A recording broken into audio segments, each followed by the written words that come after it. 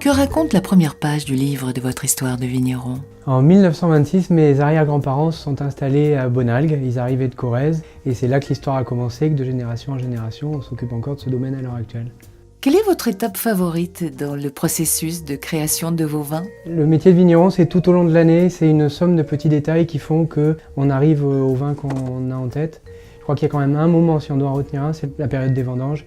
Ça concentre à la fois tout ce qu'on a fait de travail à la vigne, et tout ce qu'on commence à faire sur la matière première qui est le raisin. Donc si je dois garder qu'un moment, c'est celui-là.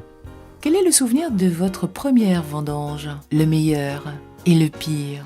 Première vendange, j'aurais du mal à la dater, mais clairement c'est tout petit. J'ai souvenir moi de me balader dans les rangs de vignes avec les vendangeurs qui rigolent, qui râlent. Moi je suis un peu la mascotte des vendangeurs parce que je dois avoir, je sais pas, 5 ou 6 ans, ça c'est le premier.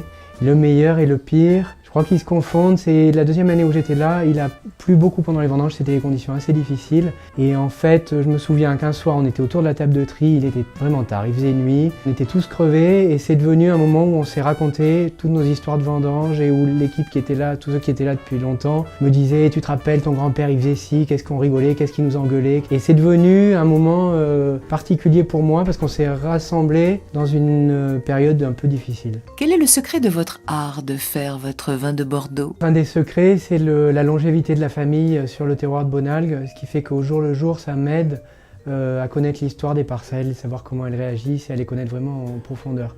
J'ai même des livres qui datent de la Révolution française et qui expliquent comment à l'époque ils géraient le vignoble. Quelle est l'histoire de votre étiquette? Sur l'étiquette, il y a 3 demi-lunes, l'étiquette de Bonalgues, 3 demi-lunes qui ont à voir avec les chevaliers de Malte qui sont passés par Pomerol.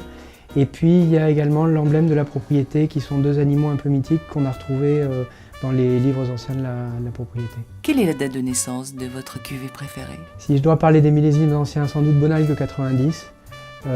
D'abord c'était le moment où moi je commençais vraiment à m'intéresser au vin et c'est le millésime qui m'a fait me dire que sans doute un jour ce serait mon métier. Et puis dans les millésimes récents, j'espère que 9 et 10 on a fait aussi bon que ça.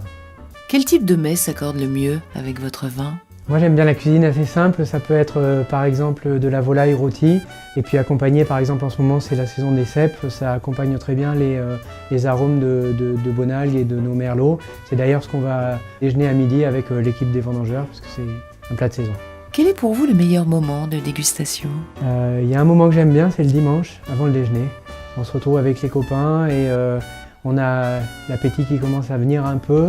Et à ce moment-là, on a envie de s'ouvrir un bon vin rouge, de se raconter une histoire autour, et puis d'embrayer avec le repas où on va passer des heures à table. Quel est pour vous l'art de vivre à Bordeaux? Moi, mon bonheur, c'est tous les matins d'ouvrir les volets et de découvrir la vigne, qui est à la fois notre outil de travail, mais aussi notre lien avec la nature et puis notre passion.